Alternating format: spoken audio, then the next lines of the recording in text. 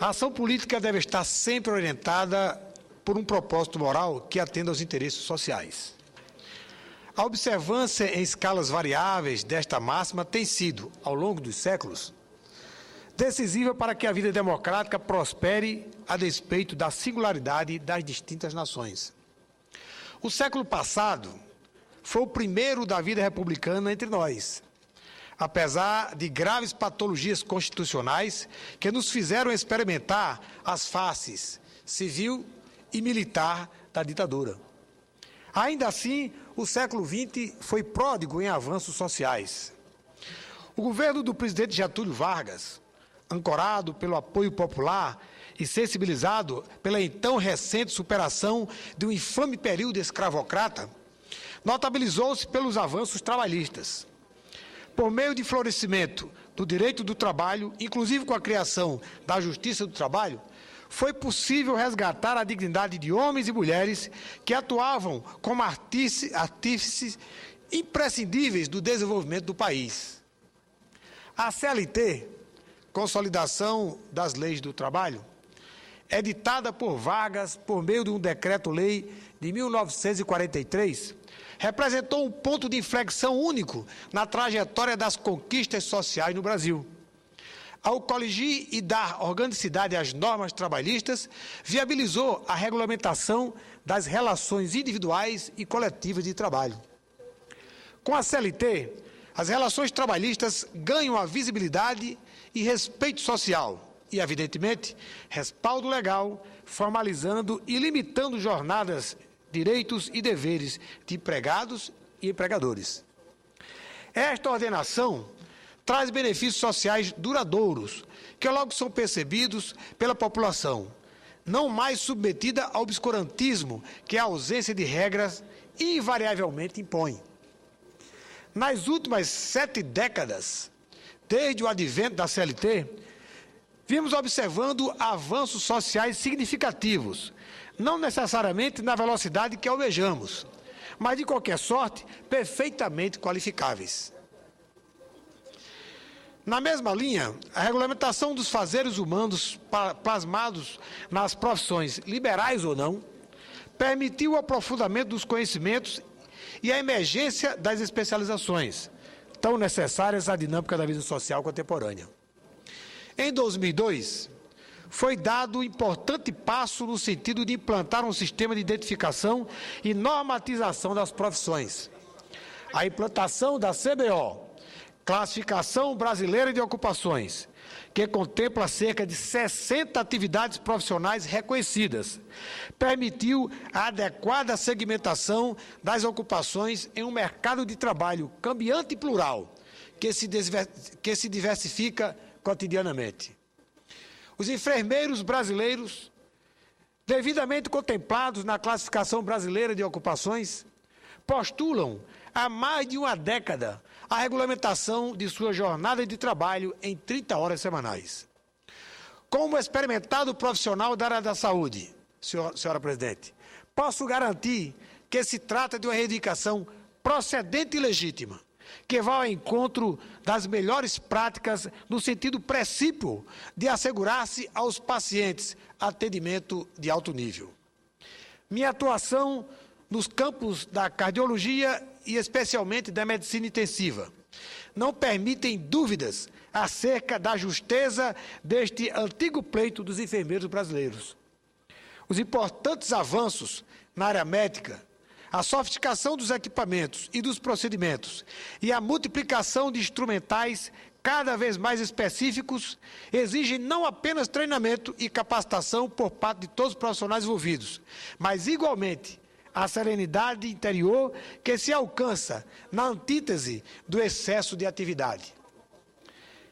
Esta tranquilidade para atuar na complexidade do palco cirúrgico, nas emergências, ou até mesmo na aparentemente banal rotina da provisão de medicamentos e atendimentos ambulatoriais, decorre em larga medida de um cotidiano de menos tribulações e compromissos.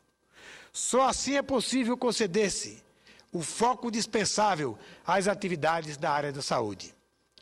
Todos nós sabemos, e convém lembrar, senhores e senhoras senadoras, a forma insidiosa com que as cargas excessivas de trabalho, especialmente em atividades de alta sensibilidade, como a enfermagem e a medicina, podem precipitar o erro, tantas vezes danosos e irreversíveis.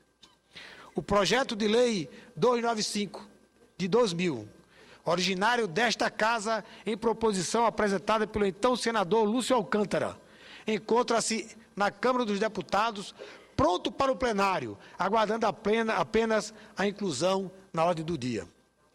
Com religiosa e admirável assiduidade, vários deputados e deputadas têm tentado, até aqui sem sucesso, colocar a matéria em pauta.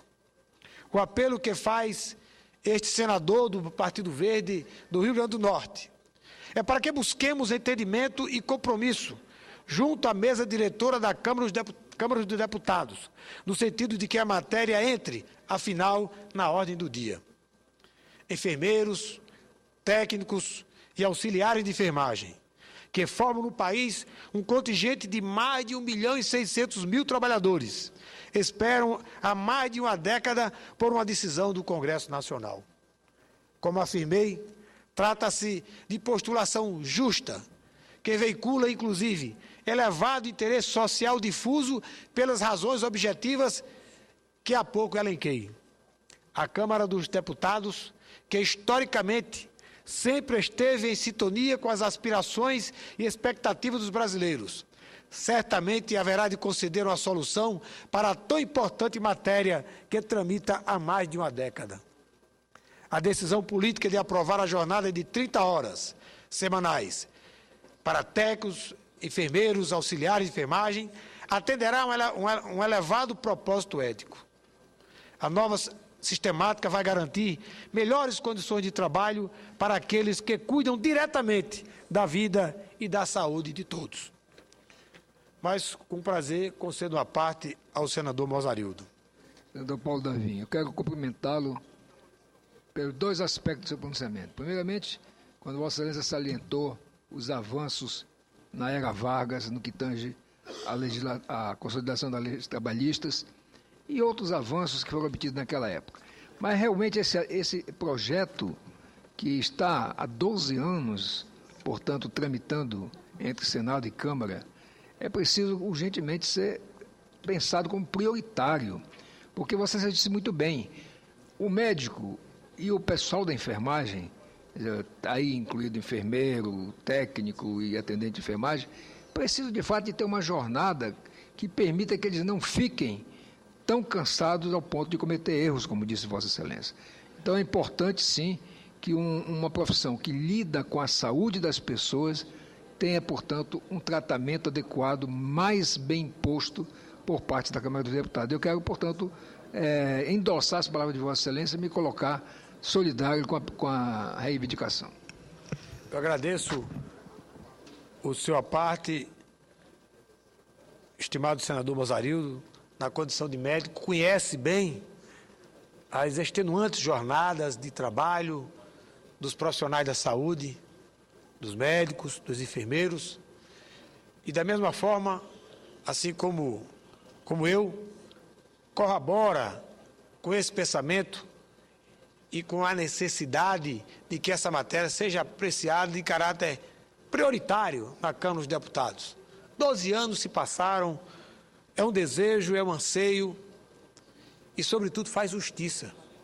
Todos nós sabemos que as jornadas extenuantes dos profissionais de saúde precipitam o erro na aplicação de medicamentos, o erro no diagnóstico, o erro na condução do tratamento, na abordagem, na técnica de abordagem dos pacientes, portanto, coloca em risco toda uma sociedade.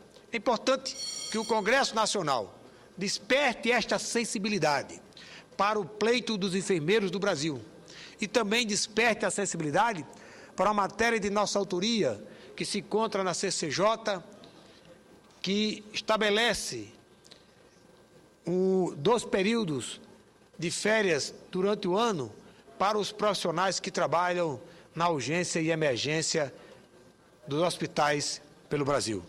Era o que eu tinha a dizer, senhora presidente. Muito obrigado.